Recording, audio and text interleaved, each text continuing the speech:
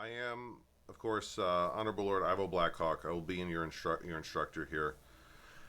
This is going to cover. We're going to start with the absolute basics, and we're going to go all the way up to if you are a little bit about if you're a coordinating herald. Which, as much as we like to say, oh, someone more experienced is going to have that job.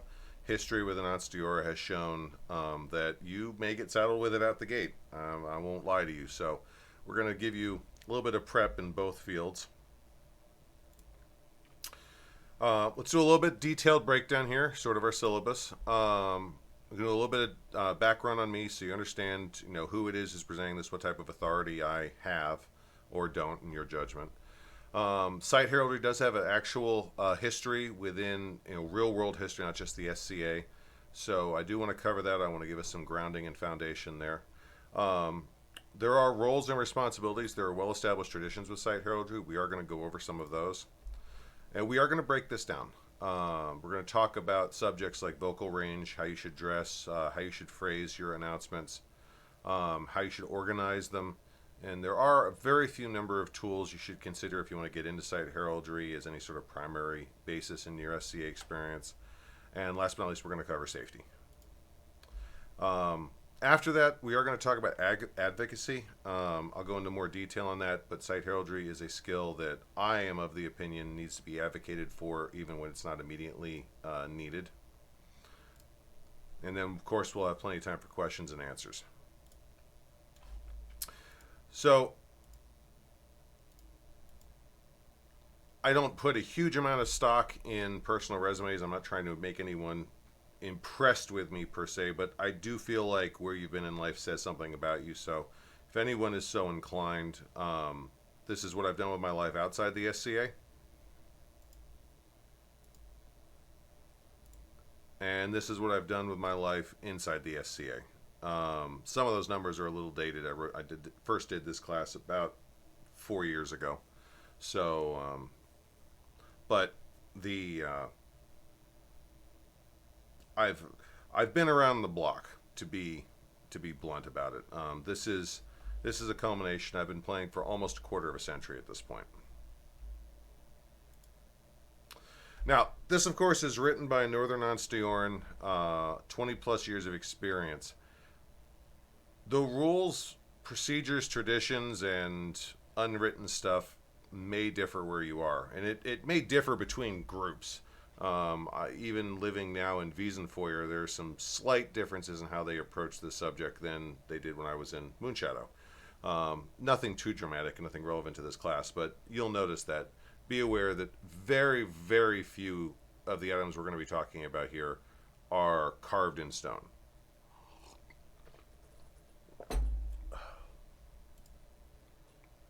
All right, let's talk about history because number one, this is something that fascinates me, and number two, I believe that does give us some grounding that we need.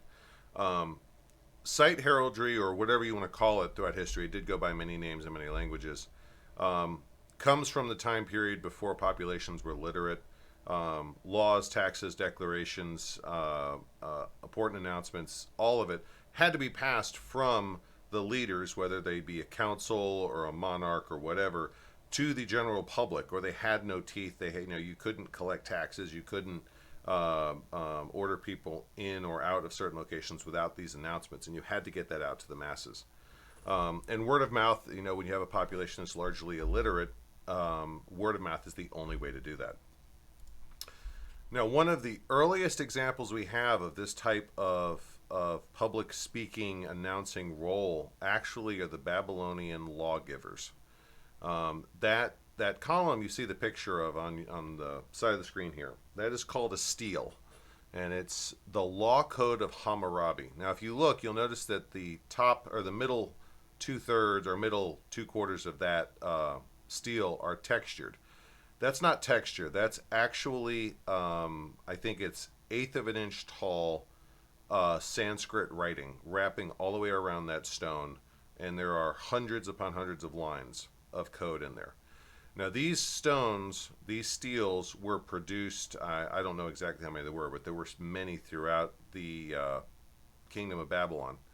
And the lawgivers were literate men who were tasked with standing next to these all day and into the night, and anyone, highborn or low, could walk up and ask, what does the law say about this subject? And it could be, the law code was extremely advanced for its day. You can look this up. It's fascinating. They had construction code, they had punitive code, they had civil code. It was what we consider building codes. It was pretty amazing. But the lawgivers were tasked that anyone who could come forward and articulate an intelligent sentence asking a question, they were required to read the law. They didn't interpret it. They didn't give definitions. They would simply read the law in its native language. So that's one of the earliest examples we have of people tasked with giving information out to the public in that regard. Town criers, and of course that's the Old English word or Middle English word for it. They've been doing announcements. We can date it back to Central Rome. A really good example, if you've seen the HBO series Rome, now say what you will about the history, I'm not trying to hold it up as any scholarly example, but one of the regular scenes that kind of augments the plot in that is there is an announcer who stands in the town square and reads off announcements every day at a certain time. We know that actually took place. We know that that was a practice of ancient Rome into the Imperial Rome period. So, and that is very much a sight herald by our definition of it. So this has deep roots in history. And it continues today. There are still traditions in the English Commonwealth. This is actually a photograph of Peter Moore. Now, like I said, this class is a few years old, so it's probably dated, but he, at the time when I first did this class, was the champion sight crier, and I believe he's out of New Zealand. But he he did compete, and I believe he at the time of the competition was living in London, working as their traditional crier. So that tradition carries on today, and the SCA is not inventing a job out of whole cloth, which is my thesis for this part of it. We are tapping into a role that has existed throughout civilization. Now, we are not strictly reenacting what was done in the Middle Ages. The SCA Sight Herald is serving, while we're not recreating what was specifically done in the Middle Ages, we are serving much the same role as our counterparts from 500 years ago or 1,000 years ago. So understand that we have a more functional role in our job right now than we do historical, but there's a good chunk of both in there. All right, so roles and responsibilities. What this is going to talk about is what you have to do and what your responsibilities are, and a little bit of what you're not expected to do. Sometimes sight heralds get saddled with other stuff, and there is a point where you get to go, that's not my job. So, in a summary, you're primarily a conduit for information from the event leadership to the attendees. I mean, from the autocrat down to the general attendees. Your primary job is information from high to low. And that's important. Anytime there's a change in schedule or an emergency or something has to go out, we're usually the first ones tapped. As somewhat demeaning as this sometimes sounds, we are in effect a pre-electric PA system. That's, people say, oh, so you're a PA system. You're not wrong. I'll just say it. Your information will be coming from the event steward. Now, whether it goes directly from the event steward to you, or it goes through an intermediary such as a event herald in charge or a deputy herald in charge over site heraldry, that's going to depend on a lot of variables. It's going to depend on the event. It's going to depend on how the site steward, the event steward wants to organize. It's going to depend on how big the event is. But understand that your messages are assumed to, and almost always will, come directly from the event steward or will come with their blessing. So just assume a big red stamp of officiality on the top corner of your page when you're announcing.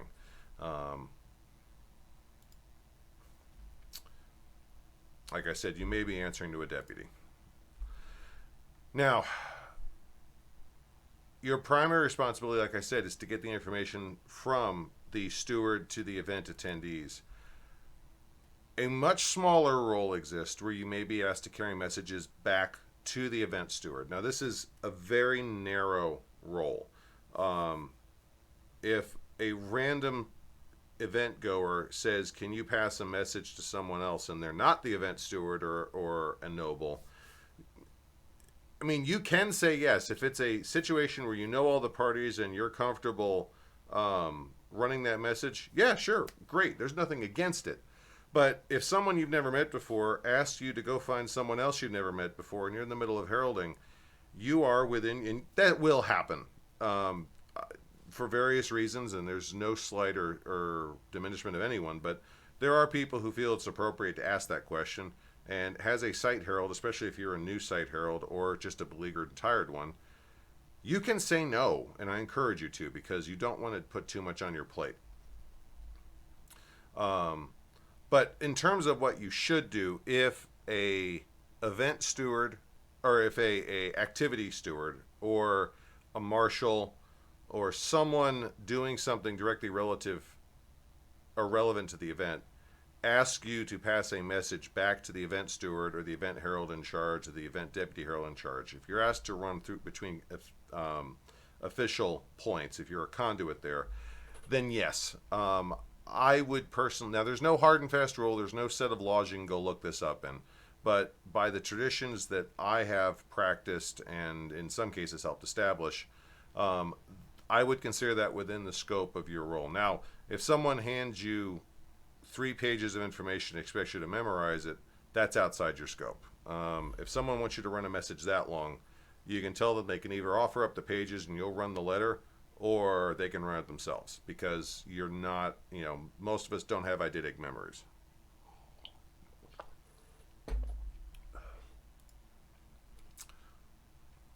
Now understand that running a message from individual people back up, however, is not your primary role. Don't let it become that. Don't, unless the herald in charge taps you and says your new role within the auspices of site heraldry is to run messages from X person back to the event steward, unless they designate you for that, which has happened on a very rare occasion. That's not your primary role. Don't let it be. Don't let every time you go out turn into you're coming back with as much new information as you left with, because that's not fair to you, and it's not the job of the site herald. Frankly, that's the type of thing where you need to talk to your boss, whether it's the steward or the site herald or the event herald, and talk about getting a runner for that type of stuff. Now, how far should you herald? It'd be nice to get everywhere. I mean, the ideal here is to herald everywhere on site. Some campsites, yeah, that's just not going to happen. Time, distance, terrain, manpower, there are plenty of things that can limit that. The extent, however, to how far you are expected to travel and actually give announcements is something that can be worked out and should be worked out with your upline, whether that's the event herald or the event site herald, head site herald, or the event steward. That needs to be worked out in advance so that you're all agreed with what the expectations are. Now, there's a really important thing here for you as an individual herald. If their expectations are beyond your physical abilities, that's your opportunity to go, no, I physically can't do that. And when I say beyond your physical abilities, there's an old story from my mundane life where a senior instructor was testing one of his students and said, okay, I want you to carry this up the set of stairs. And the student picked it up, and it was fairly light, put it over his shoulder just so he had something to balance, and walked up the steps. He says, okay, now carry it back down. The guy carries it back down, goes, there, I'm done. He goes, no, now do it 200 more times. Site heraldry is an endurance activity. So when you look at a map or a drawing or you survey an area and say, okay, I can push myself. I think I can do this. Ask yourself, can you do this on your 15th or 20th time out in 3 days? Or, how long are you expected to cite Herald? How many times are you expected to go out? Because what's doable for one hard push may not be doable on that seventh or eighth time out. I've been there. It's also important to know where you're getting your information from. Now, I don't mean that figuratively. That's your information is probably coming from the event steward or the event site herald. I mean physically, where are you going to get your information? Where are you meeting your upline? Um, by tradition, that should be Herald's point. There should be a designated table or corner or pavilion for heralds to gather under with whoever they need to talk with to get information. But right now, for various reasons that are no one's fault, just they are what they are, there are not Herald's points at most events. Or the Herald's point is primarily dedicated towards a consultation table or something like that. So you need to organize and decide where this information handoff is taking place. And that there's no rule about where this has to be. It just comes down to you need to talk to the event steward and say, all right, so where am I meet? Well, when as well, but where am I meeting up with you to get my announcements for this day, this hour, this morning, this afternoon, whatever it is. And also, to reiterate something that's implied, but I never said expressly, how many times and when you are going out should also be discussed. I'm very concerned with the what and the where and the how, but when is also implied there. You may think that announcements all day are 3 times a day, and they may think it's 7 times a day. That's something you need to sort out before you start doing announcements. So, quick rundown. You're here to tell the event attendees information from the event steward. Your responsibilities, you're responsible for conveying the information accurately, respectfully, and in a timely fashion. Now, we'll do how-tos in a second here. Any questions so far? Okay, excellent. Okay, how-tos. Now, vocal range. This is how far away you can be heard and understood. Now, that and understood part is important. Using a loud projecting voice for you, you can. I think all of us can probably be heard. That someone will be able to determine that we are saying something at 100 yards range. Can they understand the articulations in our words at that range? That's where announcements become critical. As a general rule of thumb, sound tends to travel in a cone, radiating out from the direction that you point your nose. And I use that example because our brain is oriented that, now we're not actually aiming off of our nose, but I give that as a good compass point. Our mind understands where our head is pointed relative to the world around us. So you want to use that point and pretty much just assume that you have about a 90-degree cone, 45 on each side, and that is who you want to envelop with your announcements. Now, generally speaking, people can hear and understand you about as far away behind you as they can in front of you. Now, every time I say that, some opera singer or some soprano in the class says, well, it's a little farther than that for me. Well, yes, of course it is. It's a soprano range. Tone of voice, your intonation, your tone, your projection will affect that. But that is a good conservative rule. If you are trying to get two people or two groups, one is in front of you, one is behind you, and one group is about the edge of your range at 50 yards, which that's a good long haul, by the way, you're probably looking at probably 15 yards behind you, because you lose a lot of energy with a sound trying to recoil off and work its way through the air and go backwards behind you. So again, for those of you who think geometrically, who can draw images in your mind, you can kind of use that as a template. But that range tells you how far you can reach with each announcement. And that's kind of the basis of doing announcements, is understanding how far you can be heard.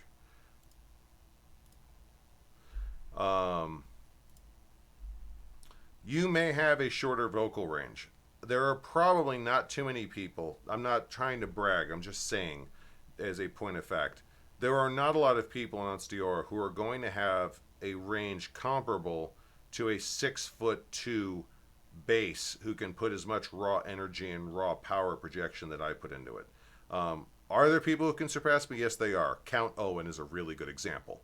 But most people don't have that type of power behind their range, and that discourages them. They think that my range is something they need to work up to and need to aspire to. It's not. What it means is that you have a shorter range, which is fine. As long as you can be heard clearly and you can get past about, call it 15, 20 yards, it just means you do a little bit more walking. It's a trade-off. Understand that things like temperature, humidity, wind, and precipitation change your vocal range. Projecting through a rainstorm, I've done that. Even if it's a light mist, the physical act of heralding through the water droplets will, for me, it halves my range. I know I can be understood at 100 yards. Putting everything I have into it, fully rested, I've been told they can't hear me at 65 yards in a misting rainstorm. That's how much energy is just soaked up by the water droplets in the air. It is what it is. So understand all these things, and there's not an equation I can give you. You're not going to be able to pull out a slide rule and figure this stuff out. This is not ballistics. But just understand that as the environment around you changes, how far your voice carries articulately changes as well. Now, let me qualify all this. I am not a professionally trained vocal coach. I do not use or teach proper breathing technique. My breathing technique works for me, but every time I've tried to explain it, it's turned into a train wreck for the student. If you need formal training in these things, and if you've never been trained in proper breathing technique or projection, you need formal training, if only to say you never want to do it again. I strongly encourage you to seek out people who can and do teach those things.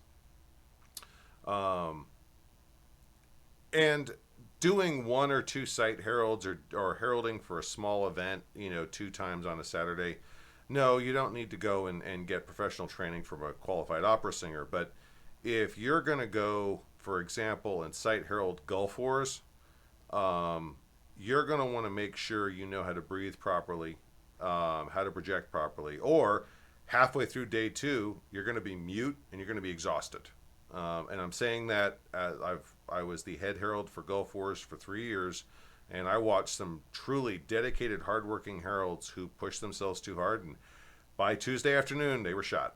I was like, dude, go take a break. I'm officially relieving you of duty. Go get a drink, go lay down. Don't talk to anyone for 24 hours. I will talk to you Thursday morning. And they did, and they were fine. But understand, these are your diaphragm, which of course the muscle group that supports your lungs, and your larynx and vocal cords. These are tools. If you abuse them and don't treat them properly, they're not going to last you. All right, any questions before we get into attire? Yeah, I have a question. So, Ivo, it's Richard. Sure. I'll take my hand down. Okay. So, if you have access personally to something like a bullhorn or something that can extend your vocal range, would you ever use that in the SCA? Yes, but only in emergencies. Okay. Now, there are some exceptions to that.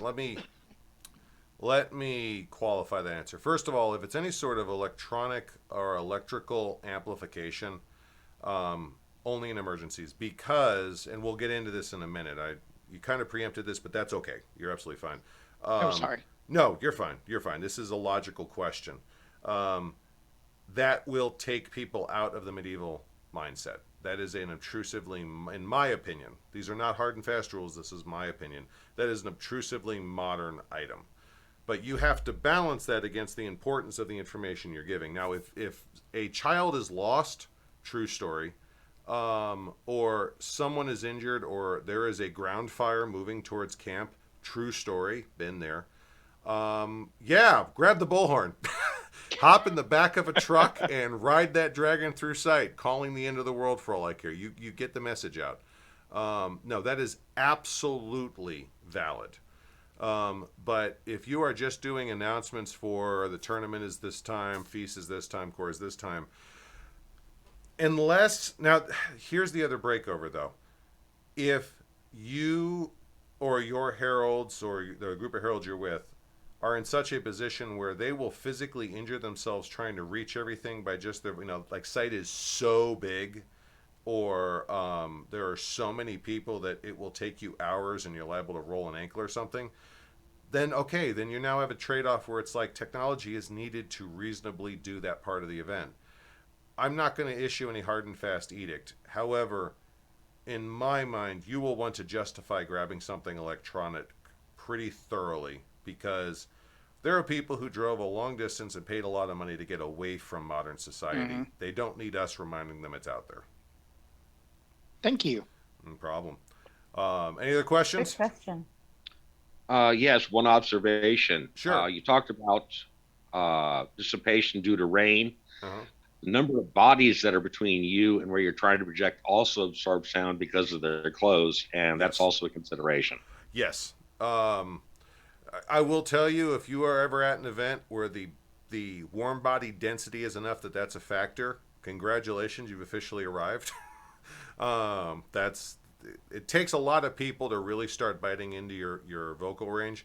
That being said, he is absolutely right. If you are heralding Steps Warlord, for example, the main hall in there, you just get a lot of people, and if you get a group of people clumped in front of you, I won't say it might as well be a brick wall, but for your purposes, you might want to treat it like a brick wall. You might want to herald to them first, then walk past them and herald to the rest of the room.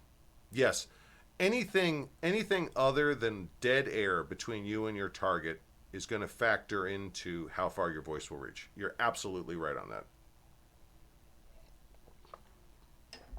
All right, so let's talk a little bit about clothing, because a lot of people actually have different opinions about this, and I'm going to share mine. You're going to be doing a lot of walking. Let's just get that out of the way right now. You are going to be using your hips, your legs, and your feet a lot in this role.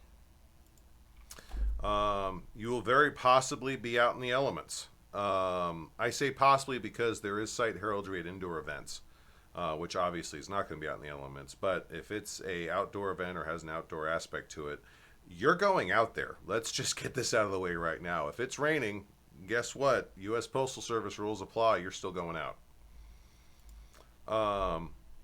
Dress for the weather.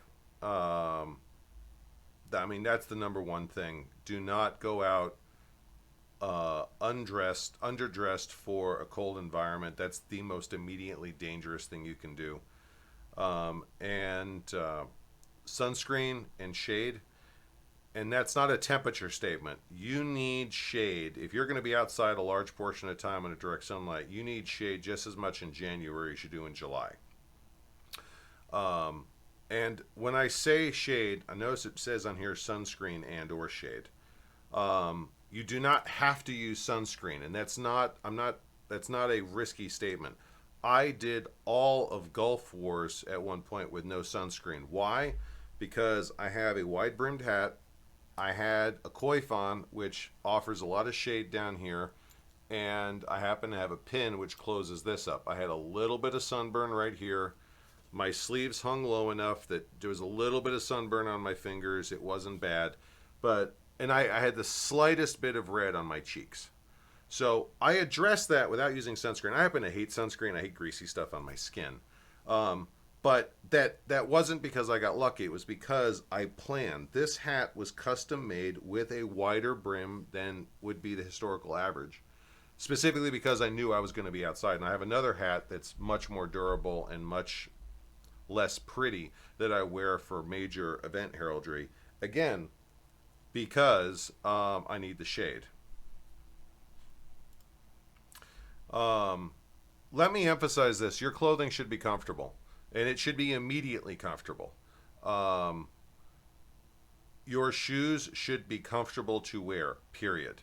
If you stand up after putting them on and it is uncomfortable in the least, go find something else. End of story. You're going to be doing enough walking that you need to be comfortable in those from the word go. They're not going to get more comfortable as you walk. Your leg wear needs to be comfortable. This is going to sound a little screwy, but your underwear needs to be comfortable. And I'm not saying that lightly. Military history, a lot of U.S. servicemen in Afghanistan and going back into Vietnam actually would go on patrol with no underwear on, only their pants, because the underwear would cause chafing on their legs, because they had the military issue underwear the underwear they were buying at PXs and all that was badly made. And that sounds like a really bad inconvenience, but number one, none of us want to deal with that type of chafing. But two, a large number of these guys would get skin infections, and they'd be down for weeks because this would get under the skin. I know that sounds really screwy and unusual, but if your clothing is fighting you, you're doing the same thing to yourself. Please don't. If you are wearing it, it needs to be comfortable. Your shirt needs to be comfortable for the weather. If you have any sort of undergarments up top, women's bra is the most obvious example. Make sure these are things you're comfortable wearing for long periods of time, because if it's not, if you are used to a court or indoor environment and these items hold heat in, even in the summer, or hold sweat to your body, you're going to hurt yourself. I mean, it's a really, really quick way to come up with skin issues or overheating. Those are dangerous. You need to look like you're in the SCA. That's the benchmark I set. A tunic, a T-tunic, and a belt, as shown in this picture, are the minimum that I expect from any site herald who shows up at my tent. I have had volunteers show up in a Metallica t-shirt. They got sent back. It breaks my heart to turn away a volunteer, because a willing volunteer is important. I don't ever want to diminish someone's willingness to work. However, again, people drove large distances and paid good money to be here. Smacking them in the face with obtrusive mundanity is not, at the dead minimum, it's not polite. I don't consider it within the professional ethics of a site herald. Now, as I said, make sure your footwear is comfortable. I will send someone back for Metallica t-shirt. However, because your footwear is so critical, if you show up in self-lighting Nike Air that have little strobe lights on the tail end, true story, it's a real shoe. It shouldn't be, but it is. I am not going to send you back, because if it's what you have, it's what you have. Wear footwear that gives you proper support and you're comfortable walking around in, please. And if it's, ugly black and yellow Nike with the gray swoosh on the side, okay, so be it. People are going to be more concerned about your shirt than your shoes. And I'm going to be more concerned about your shirt than your shoes. So please wear something comfortable that gives you the proper foot support, because those feet are going to carry you. I mean, that's not a small deal. Any questions about clothing before we dive into phrasing? Nope, most of it makes sense. Okay, excellent. All right, you will be drawing attention to yourself by nature of your job, and you will be interrupting activities. That comes with the territory. That is not, it's not a bad thing. It's just, it is what it is, and we move on from that. Work hard to preserve the medieval ambiance. Avoid obtrusively modern terms where you can. There will come circumstances, an exception to every rule. You will come into circumstances where you just have to say something that is 110% 2021. Okay, do it, move on with life. Be careful of changing phrasings. You will be given very specifically worded announcements. Sometimes you need to change those announcements so they make grammatical sense. But you need to be very careful about that. Should and shall have entirely different connotations. And that actually kind of dates back. I use that example because I've seen it happen in modern day at SCA events from site heralds. But that actually, there's English contract law dating back to the 1700s where a contract said should versus shall. Should is a suggestion. Shall is an edict.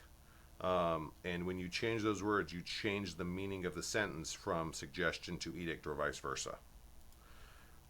Soon and now. This makes sense for us, but keep in mind, most site heralds are tired and already, this announcement's usually coming in the middle of a busy workday for them. Soon is soon. Now is you're late because you're hearing the announcement. It's going on now. So be very careful with how you change those words. Now, again, I'm not putting a prohibition on these words, but understand that if you're changing the sentence for any reason, you're changing its meaning. You need to make sure you don't change the intent of the statement. You should get all messages and announcements from your upline, from someone. The rule of thumb is heralds don't make decisions, they convey them. So you should be getting your announcements from someone who has the authority to make decisions, or someone who has the authority to convey decisions that were made down to appropriate deputies, i.e. you. Like I said, usually at Herald's Point or from the steward directly. Again, it's a question of location, but understand where you're getting your information from. That's the critical thing. If you have any questions, ask. I have personally had conversations where a well-meaning, good friend of mine, event steward, turned around, rattled off stuff at me, and he was tired. I was tired. It was hot. He hadn't had breakfast. I hadn't had breakfast. I mean, the situation was just ripe for a train wreck, and the sentence was a train wreck. And I stopped him and I said, there were no nouns in that sentence. Please try again. And he did, and we got the message. But if at any point in time your eyes are crossing or something doesn't make sense, or even 5 minutes later you go and you're like, wait, this doesn't make sense, catch up with him and ask. Don't guess for yourself. Now, structuring your announcements. This is where we talk about the mechanics of the announcement itself. You want to try and structure your cries with some sort of a system that you're comfortable with. This is my system. You can use my system. I don't care. That's fine. I'm flattered. If you have something that works for you, great. If you have no idea what this is, or if you never thought about this, play around with it and find something that works for you. You want something you can do on the fly. My system is, I want to get their attention. I want to say, the next thing I immediately want to say is, who am I yelling for? What is my audience in this announcement? Then I want to say, what type of announcement is this? Then I give the announcement. Now, let me give you an example. Oyez, oyez, all good generals, pray attend, for these the morning announcements. So, get their attention. Oyez, oyez. All good generals, pray attend. If you can hear this, shut up and listen. I mean, this is an everyone announcement. What type of announcements? The morning announcements. This is what we're talking about what's happening for the rest of the morning into the day. Then I give my announcements. And I've done this so many times, I can just do this, on the fly. I don't need to write anything down. You shouldn't need a note card for this. The whole point of this is a structure that you can do on the fly. But if you need to write something down, go ahead. It's kind of a format. But again, that is the format I use to do my announcements. Another example. Oyez, oyez, all fighters, pray attend. I didn't say what type of announcement it is, but the fact I said all fighters, it's kind of safe to imply this is some sort of a fighting announcement. And circumstances can sometimes do that for you. If I stand in the middle of a list field 10 minutes before a tournament and go, oyez, oyez, all fighters, pray attend, it's pretty safe to assume I'm announcing the pairings, and I'm going to have the undivided attention of every fighter within earshot of me. So that kind of factors in. Now, why are we doing this? Now that I've given you the gearbox of how this works, why do we do this? You are fighting inherently short attention spans when you cite Herald. If you just stand up and start saying, oyez, oyez, the tournament will start in 10 minutes, court is in 2 hours, yada, yada, yada, you're going to have about half the audience. The moment you say the tournament's going to start, anyone who's not a fighter is going to be like, okay, it's a fighting announcement. They're going to turn their head. And then they're going to hear something else after that, and they're going to be in the middle of a conversation. There's going to be a bunch of people going, hush, hush, wait, he's got more. No. You want to you want to start off by getting everyone's attention. Oyez, oyez. Or hear ye, hear ye. I joked at one point. Someone said, are you ready to go oyez? And I got real stern with them. I said, I'm English. We hear ye. We don't oyez. We're not savages. A little bit of fun conversation on that one. But you want to start off with get their attention so everyone's paying attention. Now, once you're done with your oyez or your hear ye's or whatever you're using, you've got about 5 seconds to justify them stopping whatever they're doing and listening to you. And that's why I say, who am I yelling for next? That way, if it's just a fighters attend, everyone else who doesn't need to hear this can go back to what they were doing. If it's all good generals, pray attend. Everyone, okay, I just bought myself about another 15 seconds. I need to tell them why they got to pay attention to me. All right, these are the morning announcements. This is what the event steward wants you to know about the rest of the morning. Okay, they now understand that if they want to know what's going on, they got to shut up and listen to me for the next few minutes, the next few moments. So that's why I structure it that way. Most of the site heralds that I've worked with in and out of Kingdom use something very similar to this. If you find something else that works for you, run with it. It's not a hard and fast law. So any questions on that? Okay, cool. All right, while you're making your announcements, you should work to organize them in some logical order. You will be given a handful of announcements. When I say a handful, that can be 2. There are sometimes you'll be sent out on single point announcements. That's okay. A lot of times you'll be given 2 or 3. I've done cries with 8 or 9. At 40th year, because it was such a big event, we tried an experiment. I wouldn't recommend doing this again, but we did all the announcements were figured out well in advance, and we penciled in the last minute stuff. But it was 40. I think I had one that went out with 43 lines of announcements. Again, I don't recommend you do that, but understand that these metrics exist and that possibility does exist. At no point in time are you required to memorize anything. You can, and I encourage you to write down word for word everything you want to say out there. When I was head herald at Gulf Wars, all the heralds knew to show up a half hour early. And we would all sit down with paper and pens, and we would write down every announcement for the morning and or afternoon announcement before we went out. And we'd all read them back to each other to make sure we could read our own writing. And if we were pairing off with anyone, they had to be able to read our writing, and I read their writing. And we would make sure we got pronunciations right. But we had written full text scripts. That is 100% approved. It is 100% historical, and it is 100% professional. There are people out there who say that, oh, the really good site heralds have their stuff memorized. I have some unkind and socially unacceptable words for people who say that, especially to my heralds. If you can memorize them, more power to you, and I'll admit, you're a better herald than me, Drinks are on me, you're still my friend, let's go. But that is not a benchmark any herald should hold themselves to in order to do the job. If you need to take notes, louder or announce twice or this first, if they gave you something last minute, scroll that puppy down. Do not trust your memory.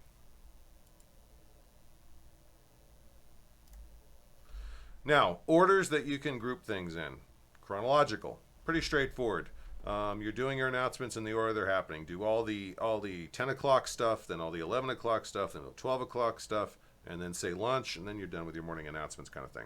Yeah, pretty straightforward. A lot of baronies do that. It's a good way to do it. Geographical. This is a little different. I've seen it done very well. Start off with everything in order that's happening at this field. Heavy weapons tournament from 10 to noon. Rapier tournament from noon to 3. Throwing weapons will set up after 3, and they'll run till 5. And then over here, we've got ANS setting up from 10 to noon, and then after that is going to be the Laurel Circle from noon to 3. You get the idea. I'm doing all of this area, then all of this area. Nothing wrong with that. And that may prove, especially for some collegiums, that may prove better for you. Understand that geographic organization is a possibility there. Priority. There are some times where some things just trump everything else. Court. If anywhere in your announcement there's a royal court, chances are, unless circumstances specifically say you don't need to do this, that's going to the top of the list. um, if you have an afternoon announcement and you're doing feast and you're announcing feast and you're announcing feast time activities and then you're announcing a bardic circle afterward and then there's a court at 10 o'clock, or not 10 o'clock though, I've seen that happen, court at say 8 o'clock, there's a good chance you're starting off with advise court will be at 8 o'clock, feast will be at 6, feast activities will start at 6:15, and the bardic circle will start after feast. Anticipate 7:30. You get the idea. But chances are now you get your announcements from the event steward or the head site herald, or herald in charge, and they may tell you, okay, announce this here. But if you have the option to organize, there are certain things that their priority, their importance supersedes location or chronology. So that is a viable option for you. Now, as far as where you're walking, plan your routes ahead of time. Don't ever start a site herald going out on an announcement without knowing exactly where you're walking. Just don't. You should never have to walk on unfamiliar ground as a site herald. Even small sites can have lots of walking, especially if you're going out 3 or 4 times a day. Plan efficient routes and avoid overlaps where you can. And if you're at a site that you're familiar with and someone says, oh, there's a shorter route over there, that's fine. Your options at that point are, when you're not heralding, you can go check out that shorter route, or you can take the longer route that you're familiar with. I don't want to be too militant about this. I mean, we're all adults. We all know how to judge, oh, this is a bad idea. But understand that part of the adventure of site heraldry is not exploring the woods Indiana Jones style.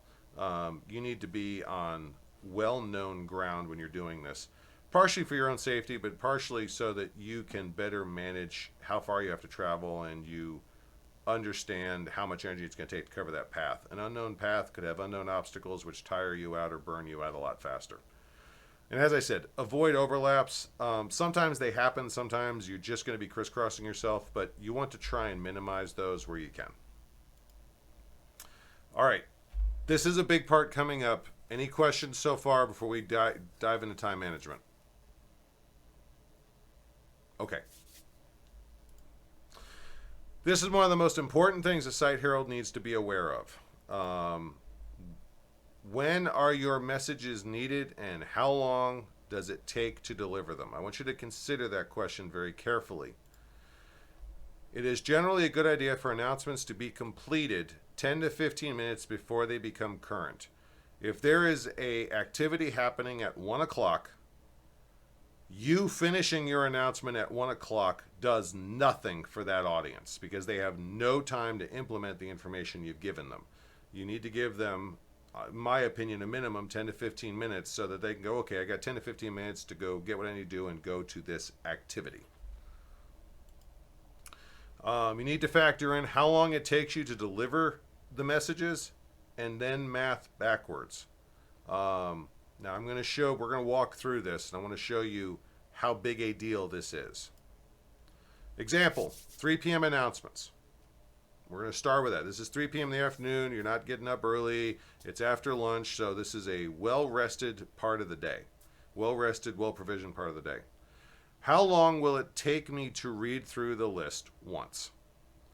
I'm in no hurry, guys. I'm not going to speed read anything. If I have a page, one 8.5 by 11 college rule page in triple space, I'm going to say it takes me about 2 minutes to read it because I'm reading, taking a breath. I might have to get a drink. Speaking of which, give yourself time. So let's say, all right, 2 minutes to read all the announcements once. Okay, cool, 2 minutes. How many stops do I need to make? Well, with my vocal range, I can cover the area I need in 3 stops. I can comfortably blanket this campsite, this gathering area, and this field. Yeah, once each, 3. Good. All right, so we have just obligated ourselves to 6 minutes time right there, and that's just the time for me reading the announcements. Now, how long does it take me to walk from the first point on that, the first stop, to the last? Again, I am in no hurry. I am not taking long marathon strides. I am moseying because I like my hips, my knees, and my ankles. I'm probably a little tired. I know I'm going to get stopped at least once to chat with someone. That's kind of the name of the game with me. So I'm going to say 12 minutes. I'm going to look at it, and I know the terrain. I have a very specific site in mind when I say this, so these are not random numbers. But understand that the site I'm thinking of is a well-used site for Wiesenfeuer baronial, and these numbers are very actual. So I'm going to say it's probably going to take me about 12 minutes to go from my first stop, cross a bridge, down, stop. It's probably 12 minutes between the three. So you're now at 18 minutes time. We're at almost a third of an hour, and we're not done yet. How long will it take you to walk from the first part of my route to the first part of my route from Herald's Point? Again, we're going backwards, so I've got to get, once I get my messages at Herald's Point, I got to walk from there to wherever I'm starting this at. At this particular site, I know that if I'm taking my time, which I am because it is a hellish hill you have to go down, I'm going to say about 5 minutes. And again, I'm factoring in someone is bound to wave at me and want to say hi for a second, so I'm factoring that in. But we're at 23 minutes time. 23 minutes for a 2-minute announcement sheet. How long will I need to be at Herald's Point getting my announcements? This is the part where you get your waylaying your site herald, your head site herald, or your event steward going, okay, what do I have to do for today? And they're going to be rattling off information. Now, I've been very conservative here. I'm very good at taking quick notes. You will probably, if there are going to be a lot of announcements, you may have to budget more time here. But I'm going to say it'll be about 10 minutes of me sitting down. Okay. How'd you say that? Okay, All right, does it sound good? How'd you say this again? Okay, 10 minutes. We're at 33 minutes time right now. We're not done. How long will it take me to get to Herald's Point from where I probably am? So, in the afternoon, where am I going to be? You got to factor that in. Am I going to be asleep in my tent? Am I going to be at an activity? Am I going to be in armor? Am I fighting? In my case, my specific case, in an afternoon, I'm probably going to be socializing, but I know where at that site I'm probably going to be. So I'm going to say it's probably 10 minutes for me to get up, grab my bag, and start hoofing it to Herald's Point, or where the autocrat is. We're 43 minutes time from the beginning of this process to the last announcement now. Conclusion. Let's wrap this up because there's one more number we have to remember. I need to be done with my announcements, with my 3 p.m. announcements by 2:45. Again, we want that 10 to 15 minutes time so the audience can use the information I'm giving them. The overall process takes 43 minutes. So that means I need to be up and moving. I need to have my gears going by 2:02 p.m. in order to do a 3 p.m. announcement. Now, I'm not trying to say all announcements will take an hour of your life, and I'm not trying to say that everything is this overclocked. That's a slightly larger example. But understand that when someone says, hey, we need to do the 3 p.m. announcements, it'll only take us a few minutes to read, it'll only take us like a minute to read everything. Okay, it only takes you a minute to read all the announcements. Maybe you can fit all your announcements on a 3x5 card, say 30 seconds. That doesn't negate the time between stops, the distances, the getting the announcements, the getting to Herald's Point. Some of you may have to change clothes. Like if you're fighting, or if you have kids and they're messy, you may want to put on something that you feel is a little more presentable. Or if you're coming off of entourage duty, you probably don't want to do this in court garb. If it's in the summer, for example, depending on your garb situation. These are all factors that go into doing this job. I'm not trying to make the job overly complicated. What I'm trying to do is I'm trying to impress upon you that these are all factors that will make your life easy or difficult if you have to find them out the hard way. All right, so that's the time element of this. That's a lot to chew on. Some people find it very intimidating, and I apologize for that. It's one of those things that if you plan for it, it's fairly straightforward. If you don't, You walk home needing some ibuprofen and questioning some life choices. So, any questions about that? Just a comment. Those Sure. are really good experience tips to give, and I really appreciate them. Oh, thank you. Thank you. I You've probably seen the joke. Good judgment comes from experience. Experience comes from bad judgment. We'll just leave that where it is. But I didn't come up with these out of whole cloth. Understood. Generally speaking, now tools. Generally speaking, most of a site herald's value is in their physical ability and skill to do the job. There are not a lot of tools widely associated with site heraldry. This is a skilled labor, a skilled provider type job. Um, there's not a lot of specialized or critical bits of equipment needed. There are plenty of bits that if you want to do this as a primary role or a strong secondary role, there are plenty of things you probably should acquire to make your life easier, but there's not one category. There are things that towards certain ends you will want to look into. That being said, the one thing I would recommend if you want to do site heraldry, even if it's only for one day, but certainly if you want to make this one of your main staples, is pen and paper. And it does not need to be period pen and paper. Oh God, no quill and ink wells or anything like that. I'm talking notepad and cheap El Cheapo mechanical pencil or pen. This does not need to look period. It needs to get the information to you. And yeah, if you really, really want to be snobbish about it, and I say snobbish jokingly, grab a green notebook and read from it like this. Yes, this is a spiral bound modern Staples notebook, but because it's green, someone's going to see it from 10 feet away and go, oh, it's a Herald's book. It's one of the best visual tricks I've ever seen. But if you want to do this for any length of time, anything past one event, I strongly encourage you to go out and get. This is not one of the expensive ones. Seriously, just go buy one of the $5, $10 spiral bound or 3-ring notebooks, and keep a pen in it, so that when it comes time to do announcements, you can write it down. And if you have horrible handwriting, the answer to that is to factor in more time so you can write in less horrible handwriting. And I'm saying that because I have abysmal handwriting. The nuns at St. James Catholic School probably cringe in their graves every time I pick up a pen. If you're going to do this a lot, you are going to want to make sure you invest in a good hat for shade and cover. I want to show you guys something. This is, first of all, this is a cotton coif, which I want to get, actually, excuse me, this is linen, my old cotton one I threw out.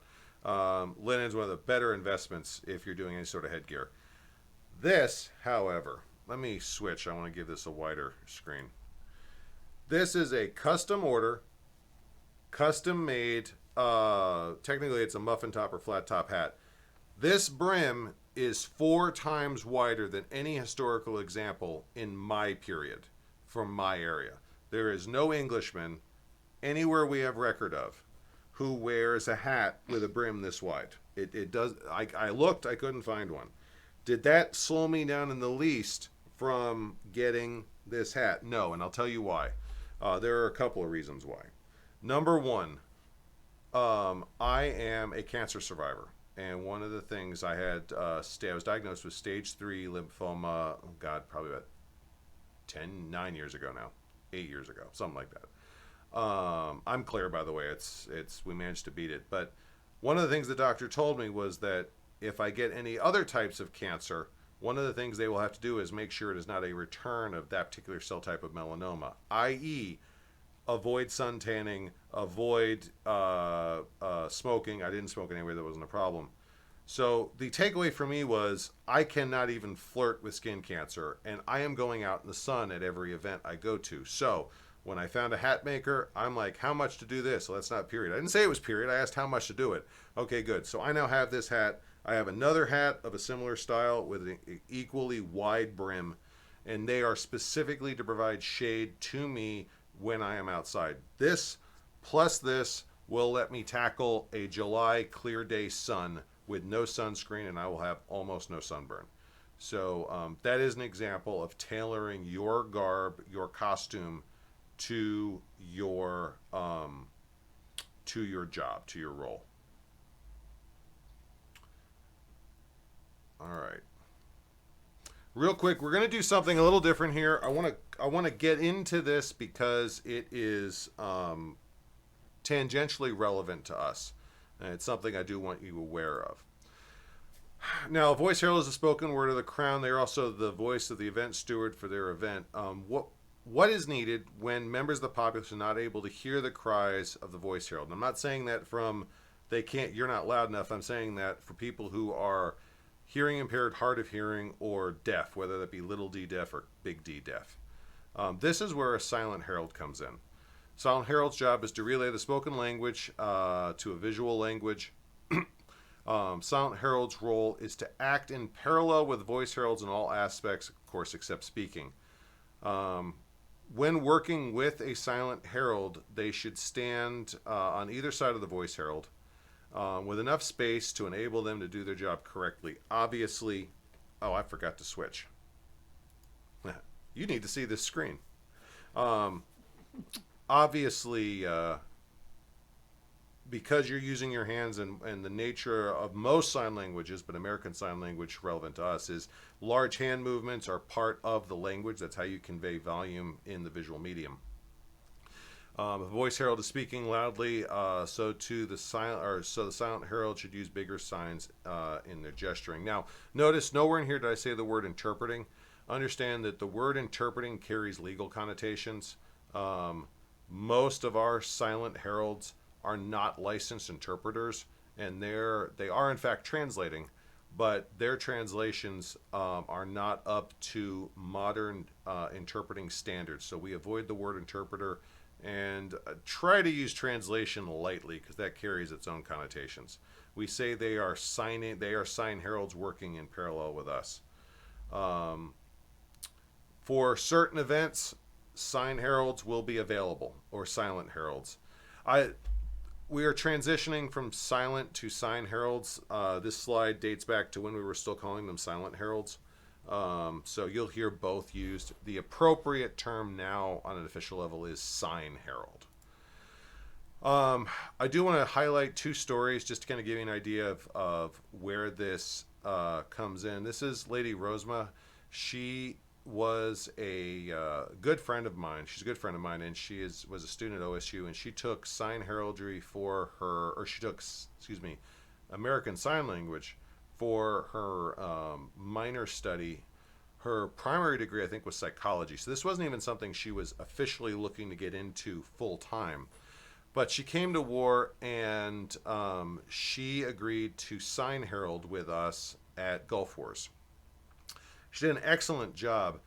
When I was doing Merchants Row at Gulf Wars, she signed with me for, I believe, 3 of our evolutions out on the morning evolution for Merchants. I think it was Tuesday, Wednesday, Thursday. It might have been Monday, Tuesday, Wednesday.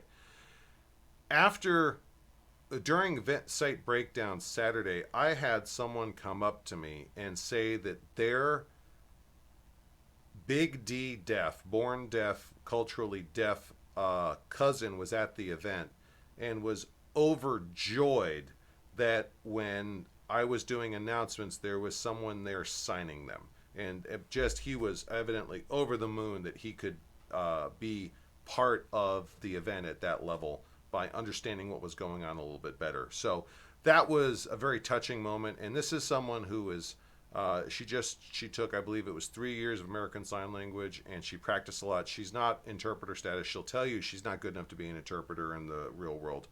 But she practiced the signs. We went over the announcements together. She even said she missed a couple of words or a bunch of words during the announcement, but still she was able to convey enough information that people who could not hear or could not hear clearly but could sign were able to get the information, and that we were very happy about. Now, this is Lady Bridget. This is the opposite end of the scale. She was a licensed American Sign Language interpreter for a number of years after graduating college. I met her, and this picture was taken when she was in college. This is the same event, Gulf Wars. And there's a really cool story. We had just finished announcements for the afternoon when Taryn the Wayward, who's a good friend of mine out of Meridies, came running up. Now, Taryn's an older gentleman, so when I say running, if you can imagine a gray-haired, bearded, rail-thin man high-stepping it fast down the road, he comes running up to me and he goes, "Where's your Silent Herald?" And I'm like, "She just went that way." And he goes, "Good." And he takes off like a jackrabbit down the road. And then 3 minutes later, he comes running back up the road, and here's Bridget doing gazelle leaps behind him. And she's got legs that go on for miles. When I say gazelle leaps, I'm not picking on her. That's what it looked like as she was running. What had happened, and this was really cool, was Meridies was announcing and was giving a high order, what they call a high order, what OnStero would consider a grant award, though they don't give grants for their high order awards, fighting award to one of their fighters, and that fighter was deaf. My understanding was she was Big D deaf, and this is one of their high order of merit fighting awards. And Bridget was able to sign the entire ceremony for the fighter. And my understanding from several witnesses was that because there was a sign herald there, and because this fighter in armor, literally on the battlefield, was able to see everything said about her and to her, she was in tears and overwhelmed at how well that had worked out for her and how glorious the ceremony was. So when you will hear people say, well, why do we need sign heralds? They're really that big a deal. These are two examples of they are that big a deal and they are needed and they are important. Do we have them everywhere? No. Do we have the population base to get them everywhere? I'm kind of dubious of that just because I know the numbers involved. But when they are available, they've invariably made a big difference at any event they've been at. Now, if you're interested in helping with silent heraldry, please contact your kingdom's sign herald. Now, OnStero does not have one. Currently, that position is open for applications. But if it does not have one like OnStero does, you can reach out to the Society Sign Herald, and that is their email address, silentherald@heraldry.sca.org. So I was very, very good friends with one of the earlier Society Sign Heralds, and she was the one who encouraged me to make sure this was in this class, which after she explained it and I remembered my experiences with it, I'm like, absolutely, this belongs in here. So, any questions before we dive in and wrap this up? Okay. So, has a site herald for safety. You are going to be going out and about. Your safety is the number one top priority, and I don't want anyone to forget that. Though it's extremely rare, and I have been told not to teach this part, but I'm one of those people who believes if you talk about something, no matter how unpleasant it is, people are better prepared for it if they come into it, and they are less intimidated by the possibility of it. There are extremely rare cases where drunk or abusive people have confronted a herald. I've been doing this 25 years. I can count on one hand with fingers left over how many times I have encountered it or heard about it happening at an event I was at. It is extremely rare. No announcement is worth your safety. End of discussion. If someone confronts or threatens you, leave. Apologize, walk away. If you have to, just turn around and run. If you wind up dropping your notes in your bag and bolting out of there, you do it. If a mistake is made, if it was a joke, if the person was in the wrong and they realized they overstepped it, or if you misheard something, we can make apologies later. I've never had one of these situations come up where we couldn't smooth things over later as a misunderstanding. But if you feel like your safety is in question, and it's easy for all of us to envision the rookie, and this is gonna sound sexist, but I'm just saying this is the society we're in. It's easy to envision the rookie 5'0" woman feeling scared and locking up. Does that happen? Yes. As a former security officer, I can tell you I've seen that scenario happen in mundanity. But it's just as easy, and I'm going to pick on you, Richard, not because I think you'd do this, because I know other people who would. It's just as easy for a Pelican past Seneschal Avant Stiora to decide, okay, I'm going to go talk to this guy. No, you're not. You're a herald right now. If he feels comfortable confronting you, he's probably comfortable throwing a punch. If someone confronts you or threatens you or does something that makes you feel endangered in any way, shape, or form, exit the area. And if they look like they're going to give chase, you pull out the jackrabbit gear, you get the hell out of there. Report anything like that. I'm not joking, I'm not playing. If anything like that happens, you go straight to the event steward. And if you have to, you grab if there's an event steward and you answer to a site herald, you grab the site herald and you explain to him what happened while you're dragging his butt to the event steward. From a historical standpoint, any threat, implied or explicit, towards a herald was a direct threat against the person hiring him. And in European or English history, that was invariably a noble or a royal. In the modern day, an implied threat is a misdemeanor bordering on a felony, depending on how they say it. Under SCA tradition, threatening a herald is the same as threatening the event steward. Any one of these scenarios is more than enough to get someone at the dead minimum talked to by higher authority. And I have seen, in one example, a landed baron and the entire martial half of the baronial guard walked up to this guy and said, "You have 20 minutes for your girlfriend to move your drunk butt off site, or we will do it for you." Now, to be absolutely clear, that stemmed from an argument someone had with me. I did not feel I was in any immediate danger. I did, in fact, exit the area, informed appropriate authorities, and they made a giant production out of that. It was glorious. Now, why am I saying all this? Is it likely any of you are going to encounter this in the future? Odds are 1 in 100 you will see this. But this has been my experience. If I don't talk about this and you go out on an announcement, you're going to wonder. I mean, it's human nature. We're going to wonder what happens if someone gets mad at me. And that's going to fester in your mind, and that's going to slow you up. And that will become a bigger obstacle than the real incident ever would be. But now you all know the law is on your side, policy's on your side, tradition's on your side, and you have everyone's express leave to say, screw this, I'm out of here.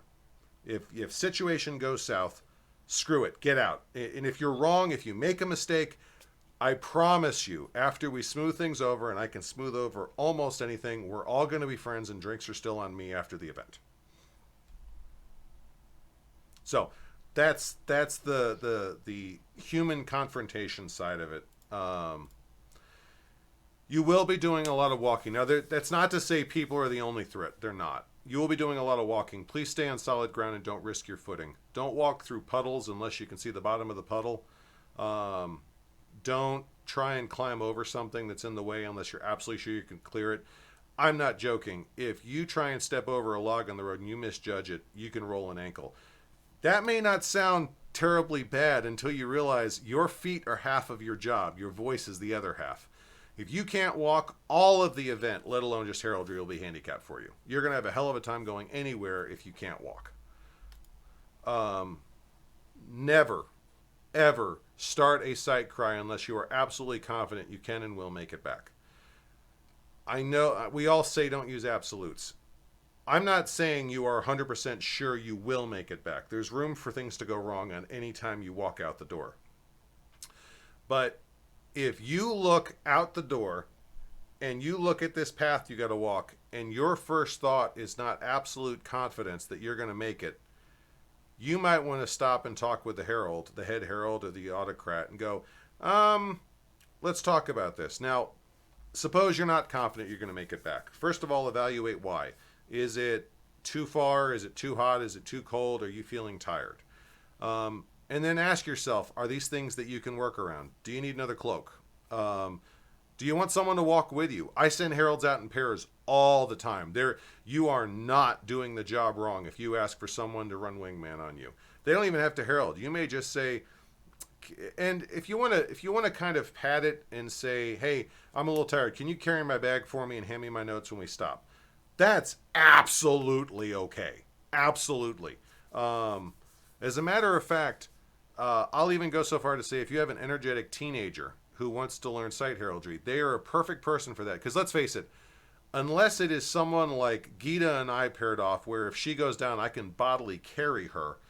If you go down or get tired and winded and collapse or just have to sit down, there's not something an average adult male is going to be able to do there other than carry you. However, a teenager or anyone is going to be able to go run and get help and say, hey, so-and-so's sitting down, they're not feeling so well, at which point, help will arrive. I'd rather be the teenager running to go and get help. Yeah, I mean, you'd be surprised how focused a teenager can get. My point is that there are ways you can approach not being confident you're going to return. If you're not confident you're going to make it back, that doesn't mean you automatically have to stop. It means you have to adjust how you're approaching this so your confidence, your chances of coming back and finishing the route increase. But if you're at a point where you're like, I'm not sure I can make this, don't go out. Please don't.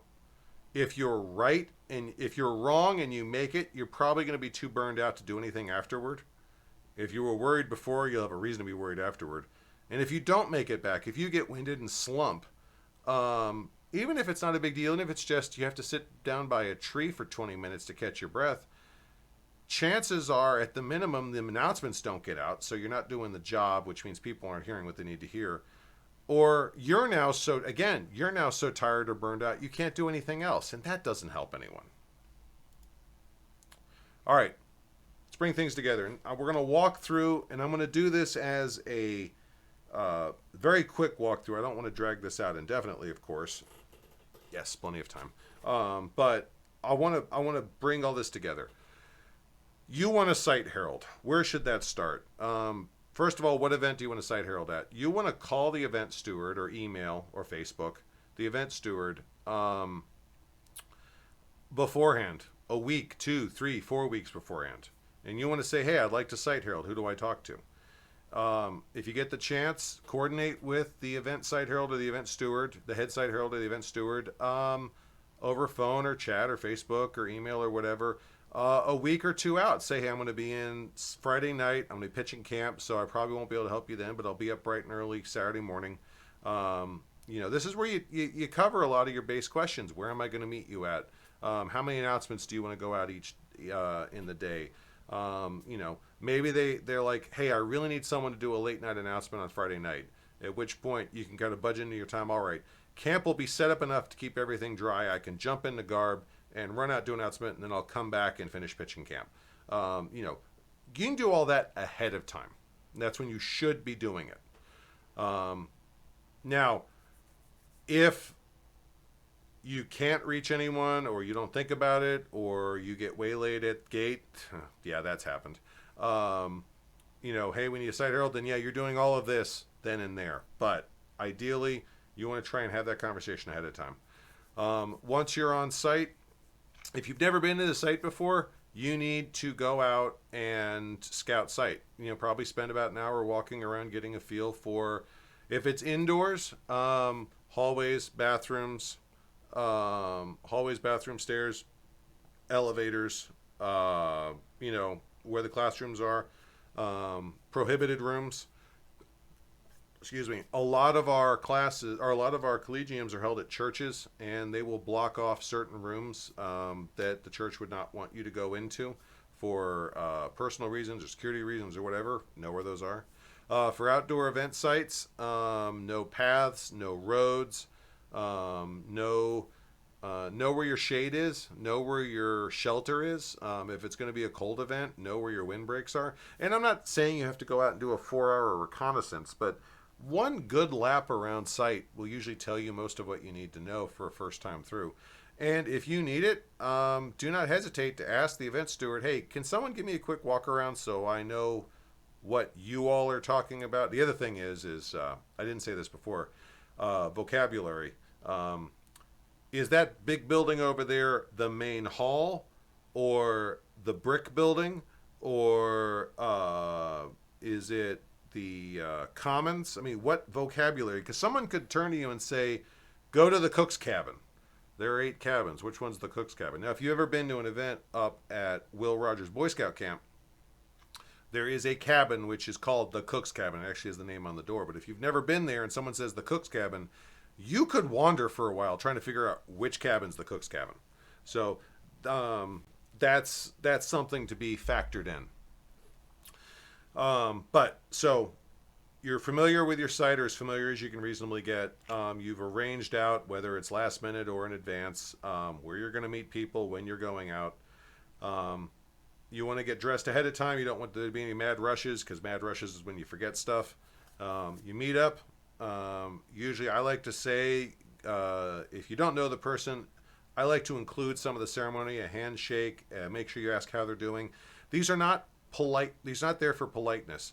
Getting someone talking about known subjects will help you pick up early things like accents, lisps, things that could impair information later on.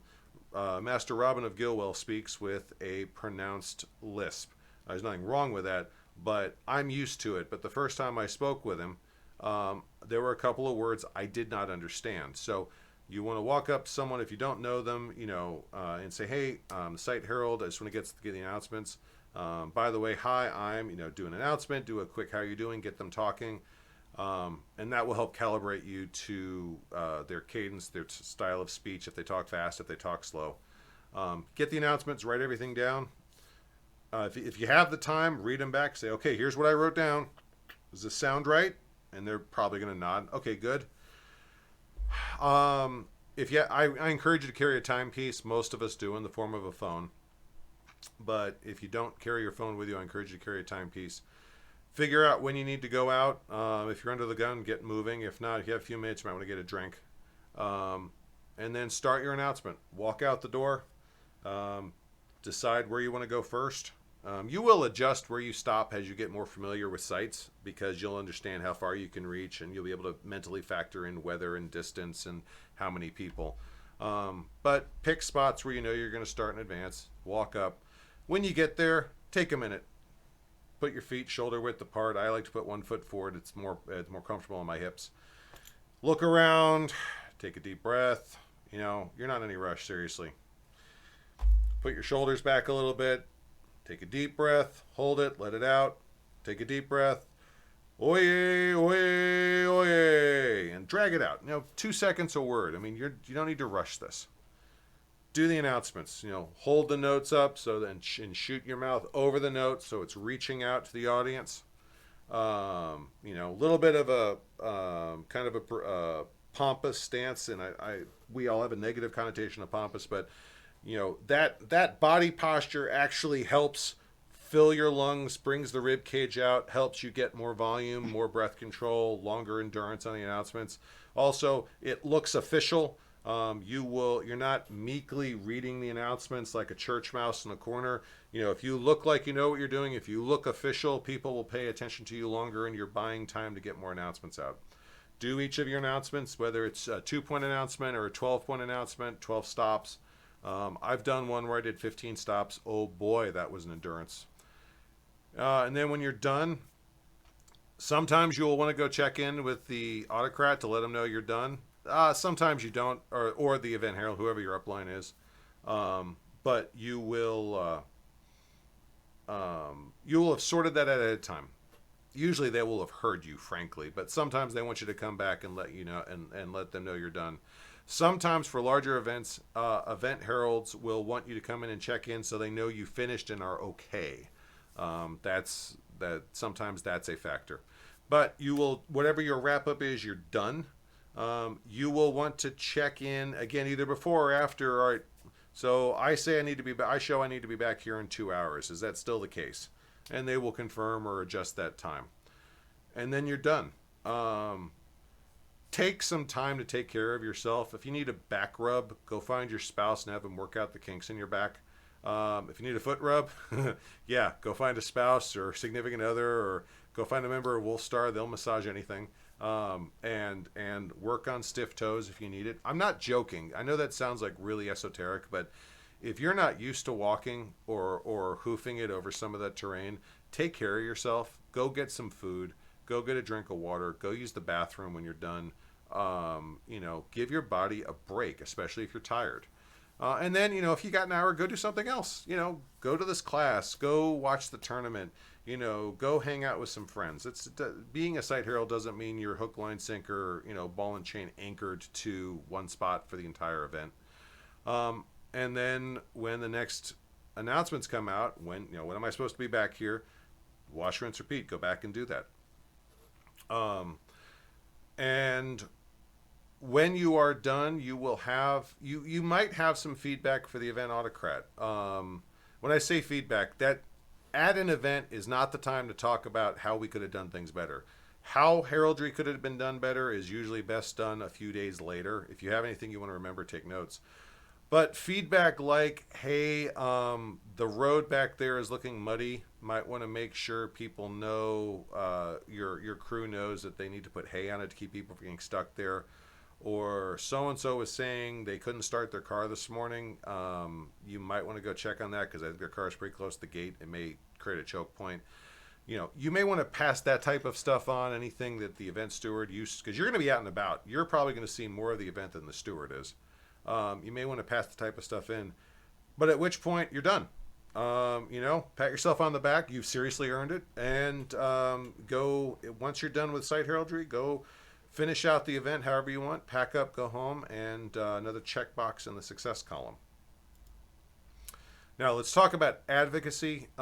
This is something that's very important to me, and it's something that practicing heralds should do, and I will say that as a kingdom average we should do more of.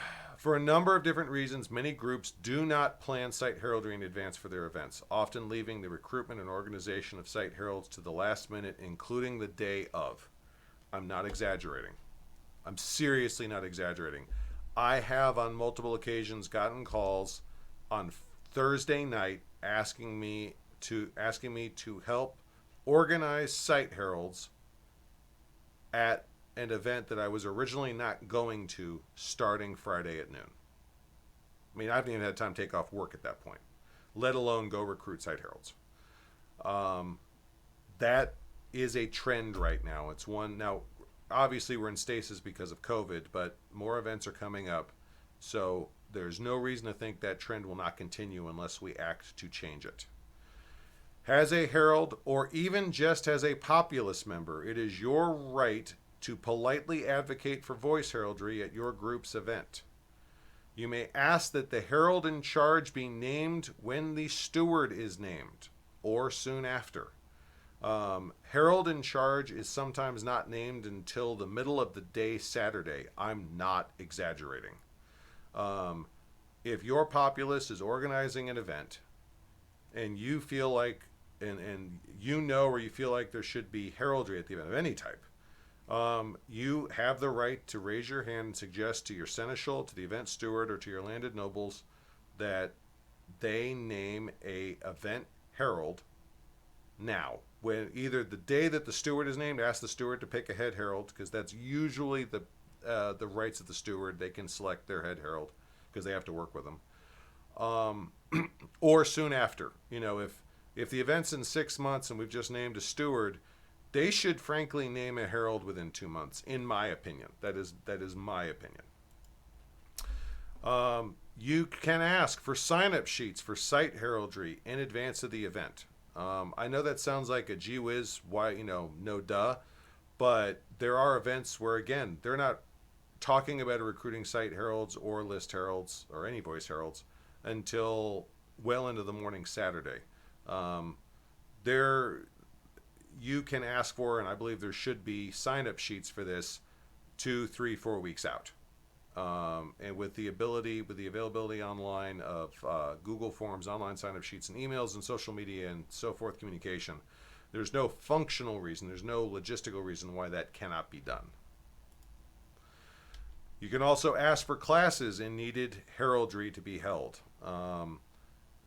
You can request for almost any heraldry, whether it be book heraldry, administrative heraldry, site, list, court. I can do this class online on about 3 days notice usually, especially if it's after 6 p.m. because that means I'm off work and I can go anywhere online. But as a local member of the populace, you can request classes. You can go up to your Minister of Arts and Science and or your herald and or your seneschal and or the local nobles and say, hey, I'd really like it if we can get a class on site heraldry. Because we have an event coming up and I'd like to get some additional training. All right, now personally, as a site herald, you are generally considered a free agent and skilled worker who is able to assist in site heraldry anywhere in the kingdom without calling into question other relationships or loyalties. If you are a site herald, or if you're a herald, if you're a voice herald or a book herald or any sort of herald, think of yourself as in the same vein as an attorney or a medical professional. You may be taken on retainer by anyone in the kingdom. You may be taken on retainer by someone from outside the kingdom. You may even be employed by a foreign crown. And at no point in time are your loyalties or credibility as non-Steoran or a baronial subject ever to be brought in question. You are a professional doing a professional's job. The only time where that could ever be called into play, and this is if you're really playing a deep game, is if you agree to herald for a foreign crown during a war where that foreign crown is opposite your crown. And even then, there are some gray areas there where it's like, no, I am a herald who is hired. Now, if you have pre-existing relationship, like you are a squire, a protege, or apprentice, and your peer has told you you should not or cannot do certain things or work under certain circumstances as part of your agreement with them, that's between you and them, and that still holds. But in general, I, as a loyal Anstioran citizen and a voice herald, I can and have heralded in Callantyr for Callantyri nobles, for Meridian nobles visiting Anstiora, and at Gulf Wars, I have heralded for several crowns, including I was the crown herald for the royal procession and opening ceremonies for the crown of Eldemir. And I wore their colors. I swore a private oath to serve them loyally for the duration of my contract. I was not in fealty to them. I was not even in service. It was a oath to fulfill my contract. And at no point in time whatsoever did anyone ever question my credibility or my loyalty as an Anstioran. So that is the nature of the job, is you will be doing your work for just about any client that you want to work for. You are encouraged to advocate for your position and trade. If you know something about heraldry and a question presents itself that you can answer, you're encouraged to speak up. You are encouraged to represent yourself as a skilled worker. Now, also, you're encouraged to seek out training and further education. Ask for more classes. If you see an event coming up and it's a collegium and you really want a class in conflict checking or book heraldry or site heraldry or list heraldry, you are well within your rights to find a teacher you would like to take that class from and ask them to submit to teach that class at that event. I mean, they can still say no, but as a herald, you are within your rights, and I encourage you to go find people who you like to learn from and encourage them to teach if you want to learn that class that time. Look for mentors, formal and informal. You do not have to be a protege to learn from a pelican. You do not have to be an apprentice to learn from a laurel. I have a number of people who have mentored me over the years that I do not have formal relationships with, but they are still my mentors, and they have been wonderful additions into my heraldic education.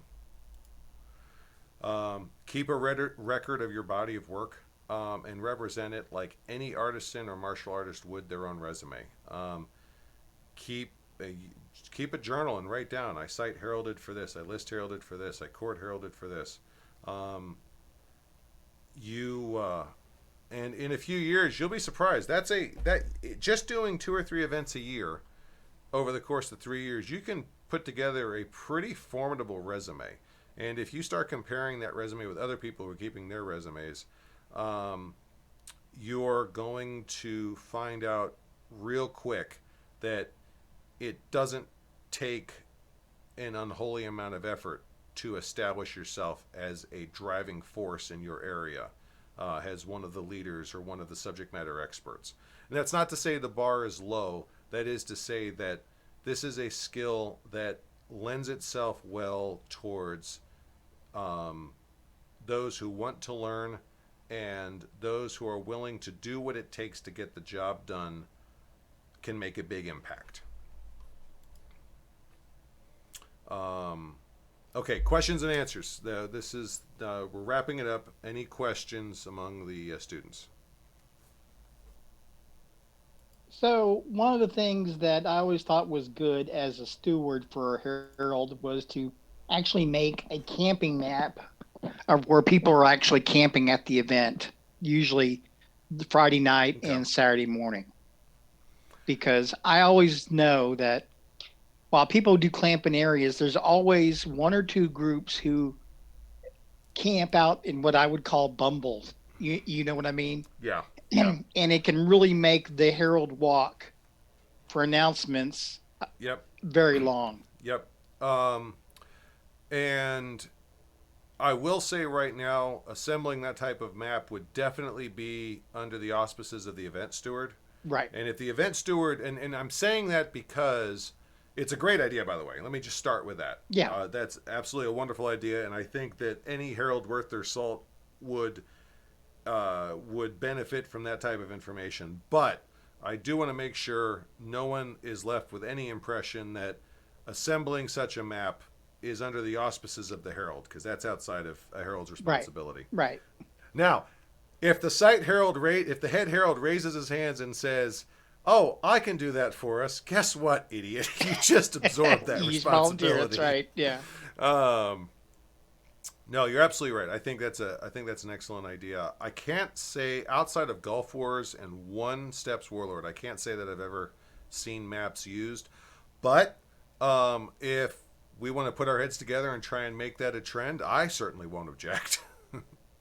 Yeah, I mean, so for like Will Rogers, for instance, when you were saying, for instance, the Cooks building, I mean, having a general map, it is a pain for the event steward to create, and actually, I will say it's a pain for anybody to create. But most people usually camp in the same areas over and over and over again.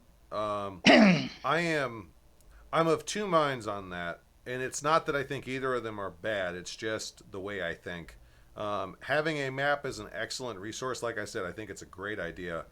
Myself, I am so used to doing the walk around the night before and kind of mentally mapping out where it is that I don't think the map would benefit me as much as it would benefit other people, though. So you get into a cost-benefit analysis of what's your better return on investment, and that we're getting into hypotheticals there. But yes, I like the idea a lot, and considering how many people I know love to draw and would probably at a heartbeat grab some graph paper and trace Google Maps. I've done it many times. Yeah, I think that's definitely something that I would want to see pressed within the event steward circles and not the Herald circles. Yes, it's also very helpful to have that type of map at gate. Yes. Absolutely. Where people are saying, okay, this is where Woolstar is camping. This is where the Amazons are camping. And this is the no man's land between the two. Yep. Yes. If you do not want to be drumming, these are the areas that you avoid. So any other questions? I know I hit you guys with a lot of material. And I know I have,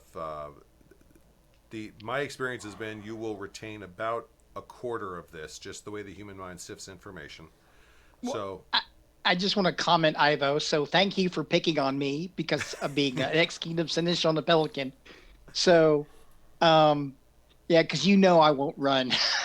and it's one of those ones of when you confront a person, you're confronting the whole person. Yeah. But as a herald, you have the added responsibility of we cannot, it's one of those ones of, even if you were the current Kingdom Seneschal, this has to get reported to the event steward immediately.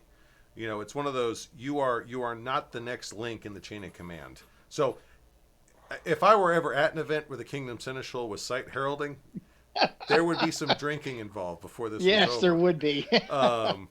Not that I would turn the kingdom seneschal await. Well, depending on who the kingdom seneschal is.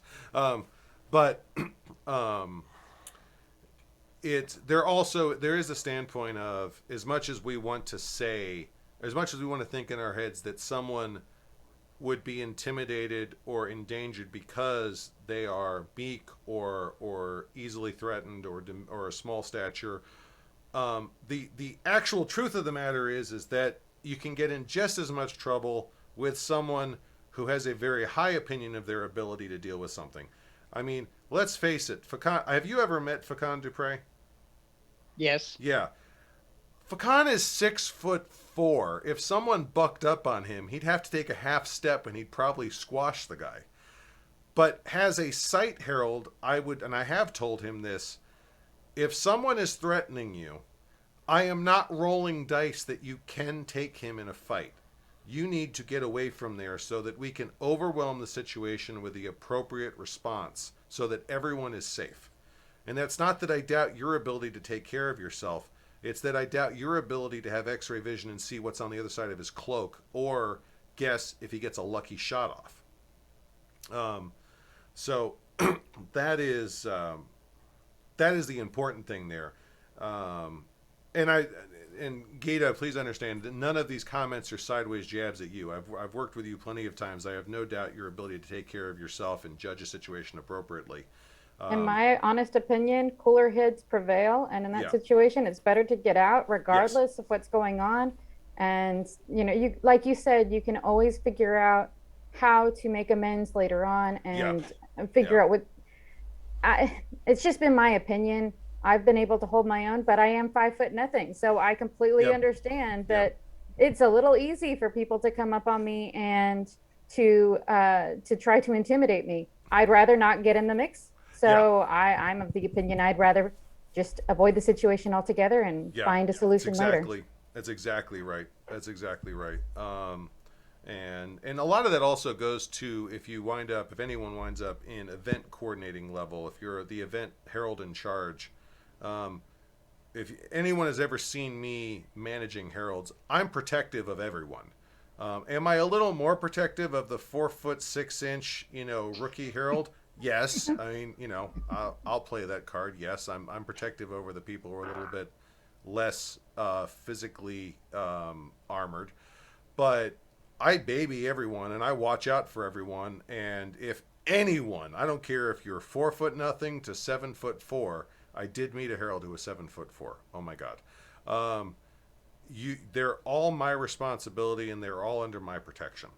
And whether that's protection from a human threat or an environmental threat or just fatigue or Gulf Wars politics, won't go into that. They're all my responsibility, and I am very protective of my people because, and I'll throw this out. Gulf Wars it's between a 2,000 and 4,000 person event. And one of the years that I was heralding, we had, I want to say it was 3,200 warm bodies. And the announcement started Tuesday. So I went around and did preliminary announcements all day Monday for volunteers. We had 6 people volunteer to do the whole site.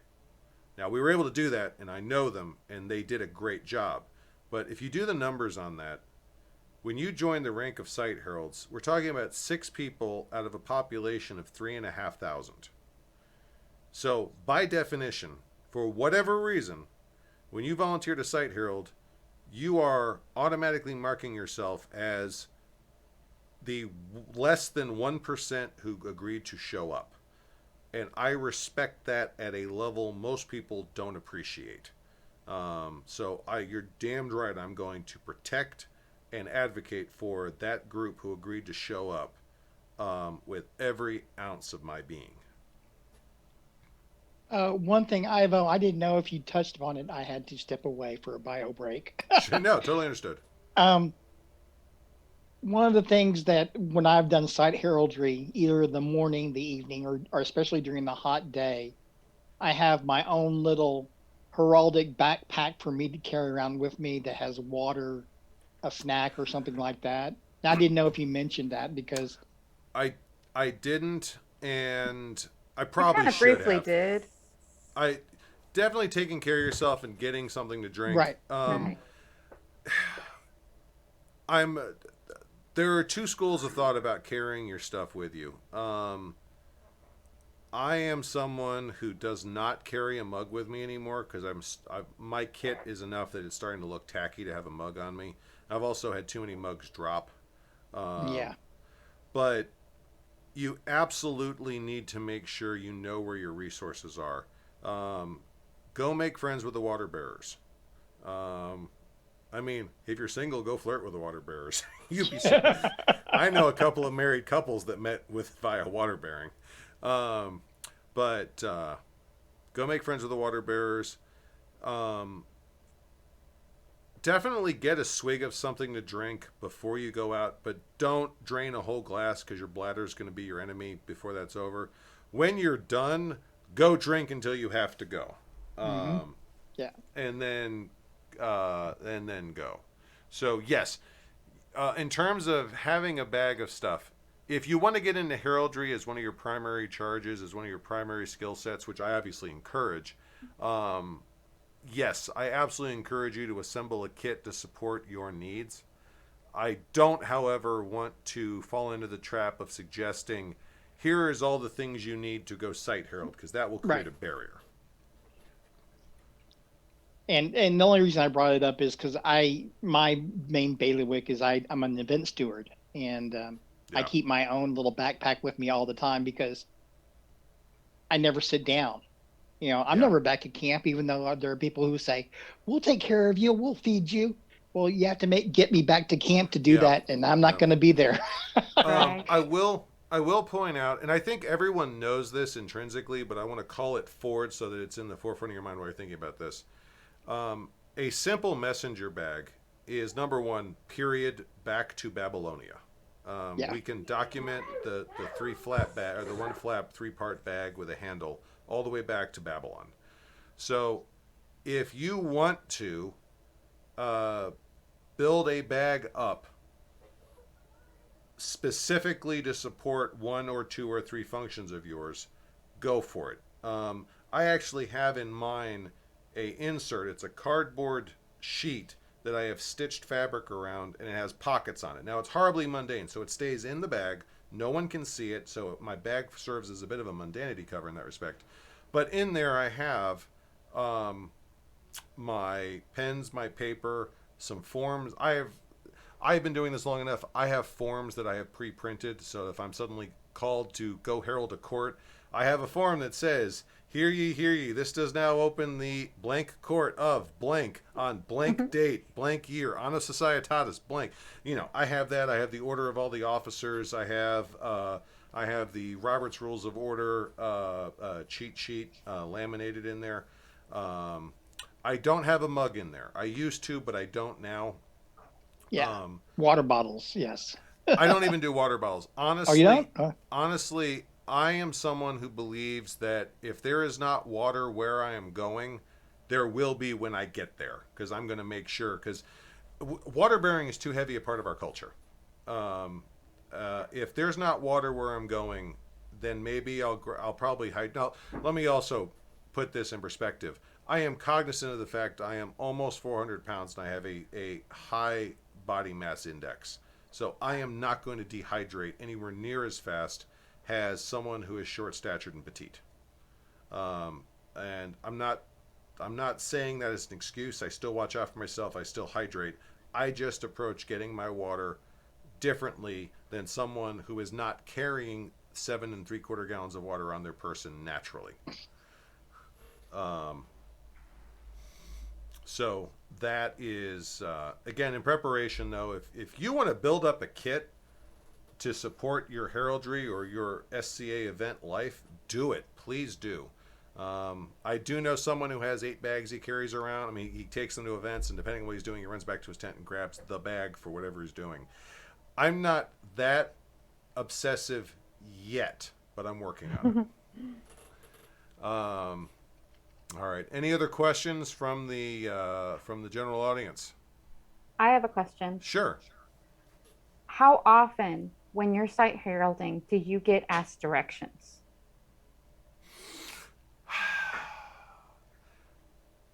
not that often. Well, all right, let me ask a question here.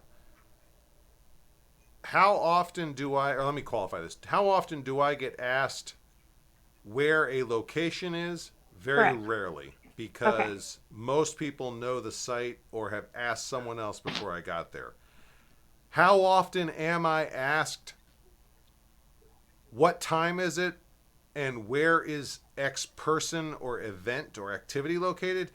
That happens a lot. You will want to have a timepiece available to you, and you will want to have a functional knowledge of the site.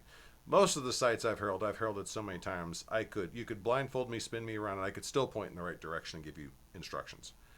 It just kind of goes back to the whole map construct. Yep. Is that beneficial? I mean, I've done it before for a couple of NAMRON events, and obviously I created the map for MedFair. Yep. So it was one of those things that I got asked directions all the time, and I handed out my maps to everybody And to kind of help that out. Is that something that would be beneficial to have at these events, to Site Herald, to have available? Here's where I'm going to get into kind of a policy conversation with you. If the map has been made by, or at least approved by the autocrat, then having it and showing it to people is a good idea. Okay. Handing out copies, however, if you're going to do that, my opinion is yet you need to make sure you have talked with the autocrat ahead of time and said, hey, I will have X number of copies of this, and I'll be handing this map out. Now, okay. Are you in these instances, I wasn't handing them out. I was asked to make the map, and then good, the event good. steward took it from there. Good. But good. The critical thing here is it's the officiality of the information. Gotcha. I don't want, and like I said before, I'm recording this so people in the future are going to see this, and I want to put some context in case they don't get Thank this you part. for that. No, glad to. You are handing, as a site herald, you're giving out information. You only ever want to give out official information. And if you're handing out something that they have not seen before and officially blessed, you're now on untrod ground and thin ice. Okay. Because if there's a mistake on that map, and someone, I have seen a site herald bumble an announcement and half of a pelican circle missed the circle because they went to the wrong location. Oops. It happens. Amends were made. It wasn't an earth-ending deal, and they held a second circle at that event. Are you talking to me? No, I didn't hear it. But it goes back to that It goes back to that metric of you need to make sure your information is official. Understood. Now, all that being said, from a practical standpoint, if you can make a map and are in a position where you can make copies and have it to hand out if people need it, oh, absolutely, go through the hoops to get that approved by the autocrat. I think that's a great idea. Just make sure you have the official blessing to do it. Tostig, anything from your corner of the woods? As far as mentoring, I'm a big fan of mentoring. Strongly encourage people to do mentoring. Be aware of the world and people around you, see if they're interested. If you want to do something, don't feel like you have to go for it a week in advance. Sorry about the self-promotion on that one. But then ask to tag around with somebody, and then maybe you can do it later on during the event. Yeah. I agree with that. Okay. Classes are great. One-on-one is a better learning tool for some people. Yes. Different metrics, different approaches. Okay, it is 12:10. I have officially run over, so I'm going to wrap this up. Thank you, everyone, for attending.